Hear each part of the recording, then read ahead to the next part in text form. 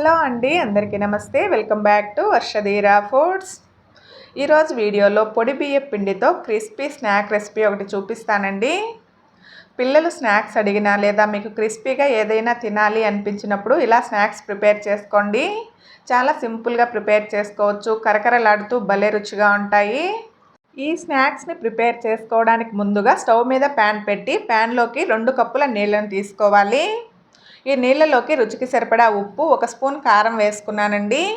Snacks మీరు కొంచెం స్పైసీగా తినాలి అనుకుంటే మరొక 1/2 స్పూన్ వరకు కారం వేసుకోండి. అలాగే 1 స్పూన్ జీలకర్ర, 2 టేబుల్ స్పూన్ల నూగులను వేసుకుంటున్నాను. నేను నల్ల నూగులు వేసుకున్నానండి. మీ దగ్గర తెల్ల నూగులు ఉన్నా కూడా ఒక 2 టేబుల్ స్పూన్లు వేసుకోండి. ఇప్పుడు మనం వేసినవన్నీ నీళ్ళలో కలిసేలాగా ఒకసారి మిక్స్ చేసుకున్నాక స్టవ్ని మీడియం ఫ్లేమ్లో పెట్టి నీళ్ళని ఈ విధంగా ఒక పొంగు రానివ్వండి. ఇలా నీళ్లు కాగడం స్టార్ట్ అయ్యాక సన్నగా కట్ చేసుకున్న కరివేపాకును వేసుకున్నాను. కరివేపాకు ఎంత సన్నగా వీలైతే అంత సన్నగా కట్ చేసి వేసుకోండి. ఇప్పుడు స్టవ్ని సిమ్లో పెట్టేసి మీరు ఏ కప్పుతో అయితే నీళ్లను తీసుకుంటారో అదే కప్పుతో ముందుగా 1 కప్పు పొడి బియ్యం పిండి తీసుకొని సగం వరకు నీళ్ళలో వేసి కలిసేలాగా మిక్స్ చేసుకోండి. పొడి బియ్యం పిండి అంతా ఒకేసారి వేసి మిక్స్ చేయకండి, ఉండలు కట్టేస్తుంది. వీడియోలో చూపించిన విధంగా కొద్దిగా వేసుకుంటూ మిక్స్ చేసుకోవాలి. ఇలా ముందుగా 1 కప్పు పిండిని వేసుకొని మిక్స్ చేసుకున్న తర్వాత ఇంకో కప్పు పిండిని కూడా తీసుకొని బాగా కలిసేలాగా కొద్దిగా వేసుకుంటూ మిక్స్ చేసుకోవాలి. టోటల్గా మనకు 2 కప్పుల నీళ్ళకి 2 కప్పుల పొడి బియ్యం పిండి అయితే సరిపోతుందండి. ఇలా బాగా పిండి మొత్తం కలిసేలాగా మిక్స్ చేసుకున్న తర్వాత స్టవ్ ఆఫ్ చేసేసి దీనిపైన మూత పెట్టి గోరువెచ్చగా వచ్చే వరకు పక్కన పెట్టేసుకోండి. ఒక 10 నిమిషాల తర్వాత మూత తీసి చూస్తే పిండి కొద్దిగా చల్లారిందండి. మనం ఈ పిండిని చేత్తో తాకగలిగేలాగా ఉంటే సరిపోతుంది. ఇప్పుడు ఇందులోకి 2 టేబుల్ స్పూన్ల నూనెను కానీ నెయ్యిని కానీ వేసుకోండి. పిండి మన చేతికి అంటుకోకుండా ఉంటుంది. నూనె వేసుకున్న తర్వాత వీడియోలో చూపించిన విధంగా పిండిని చేత్తో బాగా మర్దన చేస్తూ పిండిని మిక్స్ చేసుకోండి. 2-3 నిమిషాలు బాగా మర్దన చేసామంటే పిండి ఈ విధంగా ముద్దగా వచ్చేస్తుందండి. ఇలా ప్రిపేర్ చేసుకున్న పిండి ముద్దలో నుండి పెద్ద సైజ్ చపాతీకి సరిపడా పిండిని సపరేట్ చేసుకోండి.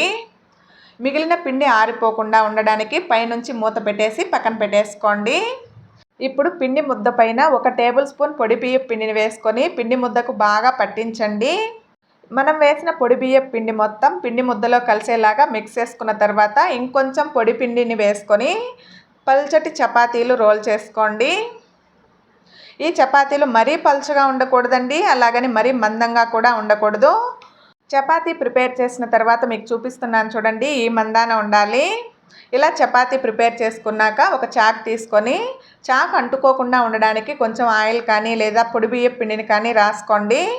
తర్వాత మీకు నచ్చిన షేప్లో కట్ చేసుకోండి. నేనైతే రిబ్బన్ షేప్లో 1/2 ఇంచ్ వెడల్పుతో ఉండేలాగా కట్ చేసుకుంటున్నాను.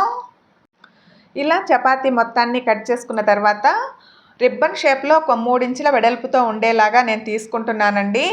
మీరు ఇదే విధంగానే కట్ చేసుకోవాలనేమీ లేదండి. చపాతీ ప్రిపేర్ చేసుకున్న తర్వాత మీకు నచ్చిన షేప్లో డైమండ్గా కానీ స్క్వేర్ షేప్లో కానీ లేదా ఇలా రిబ్బన్స్ లాగా కానీ మీకు నచ్చినట్లుగా కట్ చేసుకొని ఒక వాయికి సరిపడా రెడీ చేసుకోండి. ఇలా ఒక వాయికి సరిపడా రెడీ చేసుకున్న తర్వాత స్టవ్ మీద డీప్ ఫ్రైకి సరిపడా ఆయిల్ తీసుకొని ఆయిల్ మీడియంగా కాగిన తర్వాత ప్రిపేర్ చేసుకున్న చిప్స్ని ఒక్కొక్కటిగా ఆయిల్లోకి తీసుకోవాలి.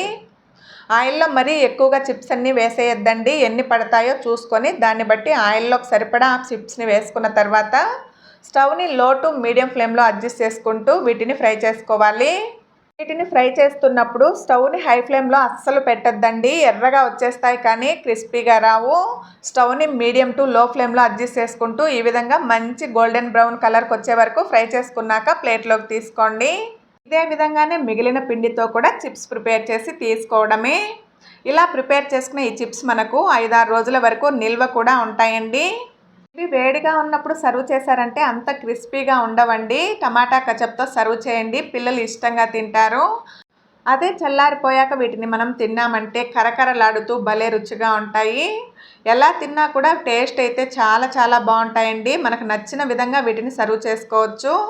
మరి సింపుల్గా పొడి బియ్యం పిండితో ప్రిపేర్ చేసిన స్నాక్స్ రెసిపీ మీకు నచ్చిందా అండి? నచ్చితే వీడియోకి ఒక చిన్న లైక్ చేసి ఈ విధంగా మీరు కూడా ప్రిపేర్ చేశాక టేస్ట్ చేసి ఎలా వచ్చాయో కమెంట్ చేయండి. అలాగే ఇలాంటి సింపుల్ అండ్ టేస్టీ రెసిపీస్ కోసం మన ఛానల్ని సబ్స్క్రైబ్ చేసుకొని పక్కనే ఉన్న బెల్ ఐకాన్ని యాక్టివేట్ చేసుకోవడం మర్చిపోవద్దండి. Thanks for watching.